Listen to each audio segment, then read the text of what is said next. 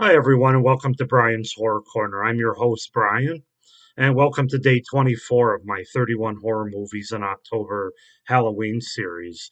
So, we are in the final week of October leading into Halloween. We're 1 week away from the big day, and so I have a pretty good lineup of movies we're going to take a look at this last week of October, very much related to the holiday of Halloween itself, or at least in my judgment, movies that really work for the season.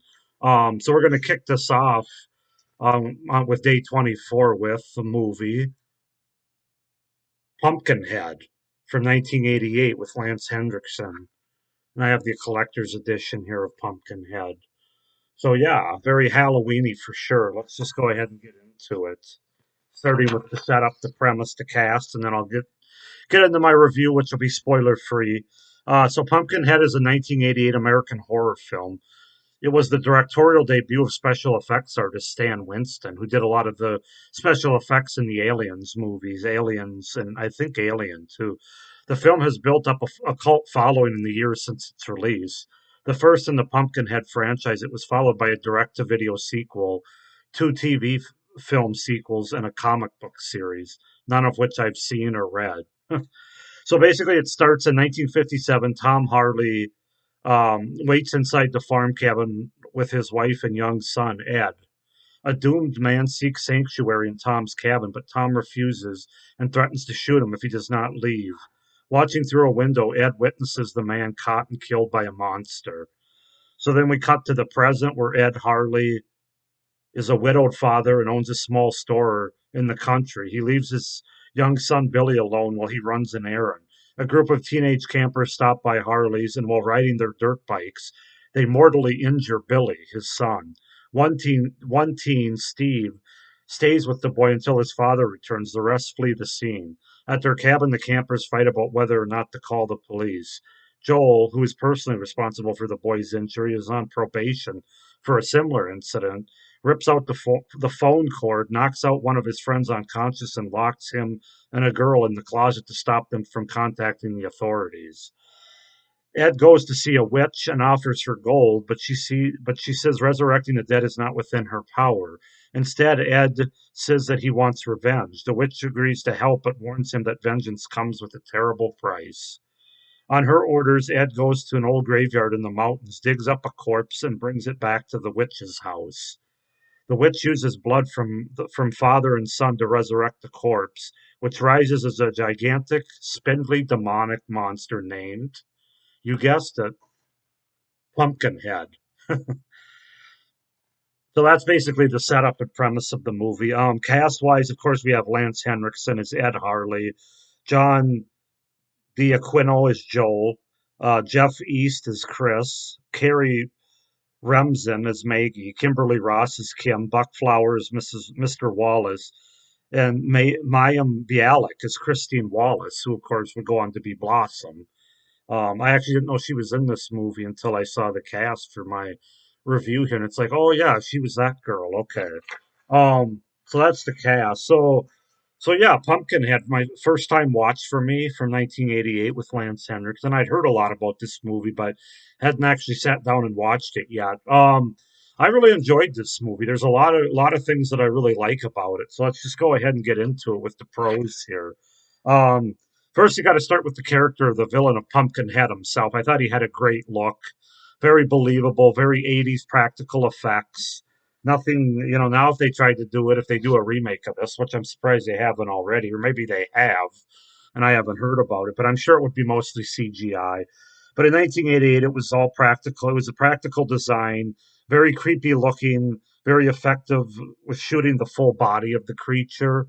Kind of like it's no coincidence that Stan Winston that did the alien creatures from those movies was the director for this movie. So we got the whole body shot of the creature, and it's very wonderfully detailed. I mean, right down to the eyes and the teeth and the claws, everything you can see there. He just does a great job on the character. The creature design of Pumpkinhead really stands out. I also really like the settings in this movie. The graveyard where Ed goes and digs up the body, the corpse basically that he needs to get revenge. The witch's house and the look of that, and the design, the woods. It all worked very well, especially when combining the wonderful cinematography and lighting that's used. with camera techniques and shots that they use. It's a great looking movie for especially for a late '80s movie. Very good cinematography, and it all just works well with those settings I was talking about, given the camera work that they do with it as well. The movie has really good atmosphere, especially from the time that he goes to the witch's house through the rest of the movie. That's all takes place at night. You got a lot of fog and haze. Very outdoorsy, very out in the middle of nowhere. You kind of get that feeling. Um, but yeah, it's just got great atmosphere. Very effectively creepy with the mood, the lighting. Then you got, of course, you got to talk about Lance Henriksen. I thought his performance was spot on in this movie. I really like him as Bishop, of course, in Aliens, the android. He was really good in this one. He does a great job of having the character of Ed carry the movie to where we as an audience sympathize with him, even when he decides to unleash hell, kind of in a moment of emotional distress, you might say. Um, Even to the end, we're kind of on his side, and we're rooting for him to do the right thing and kind of bring this all to an end. And yeah, Lance Henriksen just does a great job as this character. We want him to succeed, so that's great writing as well for the character, but great acting by Lance Henriksen. The kills by Pumpkinhead have good build up and suspense, and the payoffs are pretty good as well. I'll get into that a little bit more in one of my cons, but we get a little bit of blood with some of the kills, not a lot, but a little bit. But yeah, I think the suspense and the buildup of the kills are almost more effective than the payoffs. So I really enjoyed that aspect of it. I really like the look and effectiveness of the witch. Her everything from her house to her voice, everything about her, she was really effective to the point where, as a viewer, we had no question that she was definitely a witch that was a powerful witch that could really was capable of conjuring up evil and really conjuring up hell, to be honest with you. They did a really good job there. Really good makeup effects as well, not just on the characters that end up dying, but the witch as well. And I also like the whole there's sort of a little bit of a morality tale here. The be careful what you wish for thing, and when people are in like really dire straits and really emotional distress moments, the witch even warns them that revenge always comes with a price, and you don't always think about it or know what the price is. You don't really care a lot of times because when you're in the middle of your anger and your sadness, you just want revenge to make yourself feel better. Well, in this movie, they do a good job of showing that it's not as easy as just walking away and then knowing that the witch was going to take care of everything. He was a lot more involved than he thought he was going to be. So I don't know. I kind of like that aspect of it. Kind of a nice, kind of a nice. I don't know what you call it, morality. I don't know if that sounds right, but just kind of a nice little caveat there. Be careful what you wish for. That's how I would phrase it. So yeah, those are my pros for Pumpkinhead. A couple of cons that I have. Um, I didn't mind it so much, but the movie does take a little while to get going. You get a nice scene at the beginning, the first 5 to 10 minutes, and then there's about 20-25 minutes there where it's kind of slow and we're building up kind of the crux of the movie, the characters and establishing mood and characters and all that stuff. But it's about 30 minutes into the movie, 35 minutes before we actually get to see Pumpkinhead. I kind of wish we had a little bit more of him right from the beginning of the movie, as well as the horror aspects of the movie, which we don't get until almost halfway through, I would say, with all the mood and atmosphere that I really enjoyed. Another con, the characters, of course, the teenage characters, not talking about Lance Henriksen, but they're pretty forgettable, as most of them are in horror movies, but especially back in the '80s. I thought both the writing of them and the acting by the actors and actresses, was not that great. Really didn't care about any of them, whether they lived or died. Just kind of the typical teenagers in horror movies. I mean, I guess I've seen worse. Um, the one gal that played, who was the final girl? I don't even know if I have her on here. I don't think it's any of these that I have listed here. But you know who I'm talking about, the final girl. It's at the end with Ed and that.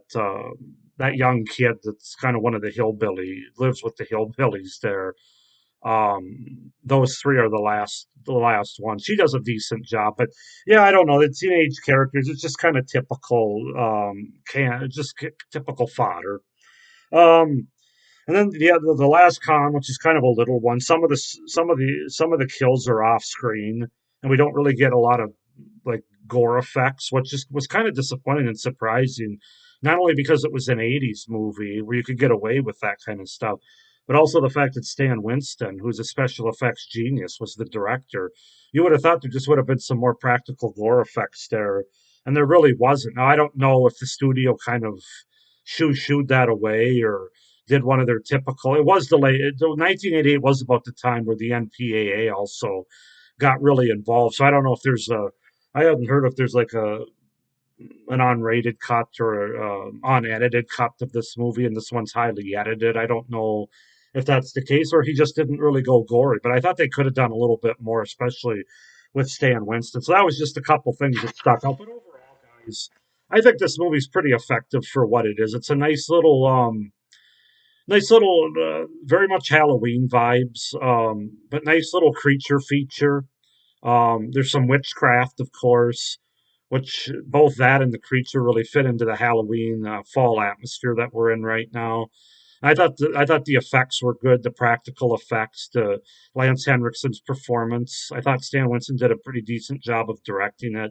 Great atmosphere and great setting, great camera work and cinematography. So overall, this is an effective movie, and I'm glad I own it, and it'll be easy to watch it again, quite frankly.